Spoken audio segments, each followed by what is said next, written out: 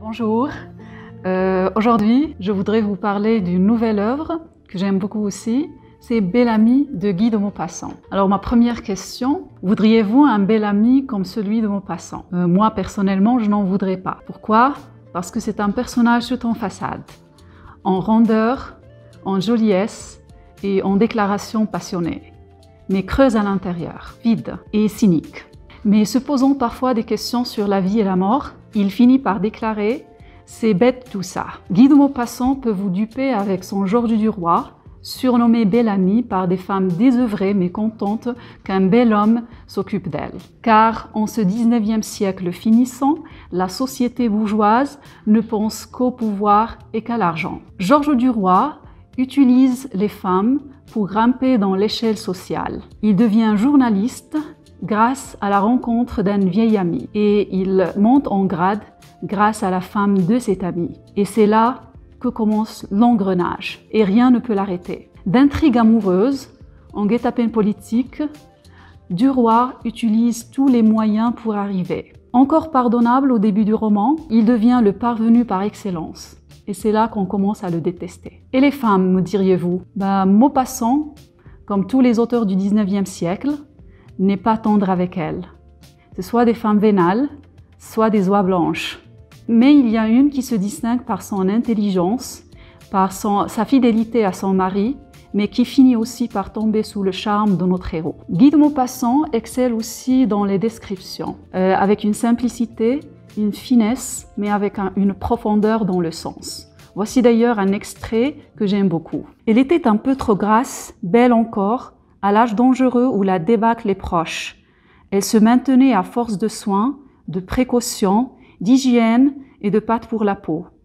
Elle semblait sage en tout, modérée et raisonnable, une de ces femmes dont l'esprit est aligné comme un jardin français. On y circule sans surprise, tout en y trouvant un certain charme. Dans cet extrait, Maupassant fait la description d'une femme ordinaire, avec tous les détails, les aspects minutieux de sa personnalité et aussi de son physique. On peut considérer Bel Ami de Guy de Maupassant comme une œuvre indémodable. Indémodable par le style, mais aussi par les sujets traités. Dans ce roman du 19e siècle, Guy de Maupassant nous dit que tout est possible. Pour arriver, on peut utiliser tous les moyens. C'est aussi un roman d'éducation et un roman d'apprentissage. Il s'agit d'un personnage qui est parti de rien, mais qui est arrivé à tout. À la fin du roman, on se pose des questions peut-être existentialistes sur la vraie définition du bonheur ou encore sur la vraie définition de la réussite. Doit-on tout utiliser pour arriver? Donc, à la fin, on est encore invité à méditer. Mon passage préféré dans Bel Ami de Guy de Maupassant, c'est l'excipit de l'œuvre. Voici un extrait. Bel Ami, à genoux à côté de Suzanne, avait baissé le front.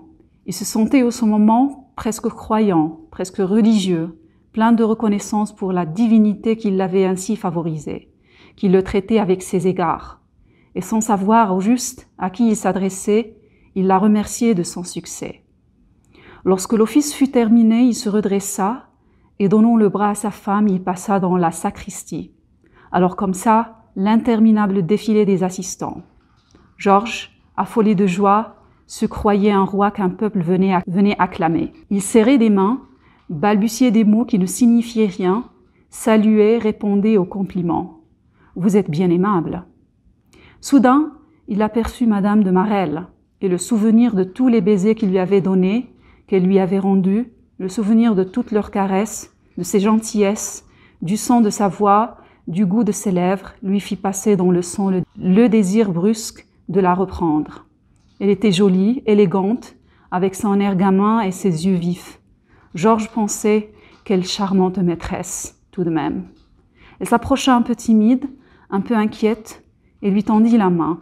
Il la reçut dans la sienne et la garda. Alors il sentit l'appel discret de ses doigts de femme, la douce pression qui pardonne et reprend, et lui-même il la serrait, cette petite main, comme pour dire « Je t'aime toujours, je suis à toi ». Leurs yeux se rencontrèrent, souriants, brillants, pleins d'amour. Elle murmura de sa voix gracieuse « À bientôt, monsieur ». Il répondit gaiement « À bientôt, madame ». Et elle s'éloigna. Cet excipit de Bellamy, un miroir de la société de l'époque. C'est aussi sa critique de cette hypocrisie chez la société aristocrate et bourgeoise de l'époque. Il s'agit aussi d'une certaine profanation religieuse. Dans un cadre religieux, la mariée est effacée et nous avons la maîtresse qui est mise en avant. Georges Duroy, au lieu de penser à sa mariée, il s'intéresse encore à sa maîtresse. Bref, la société et l'époque ont le héros qu'ils méritent.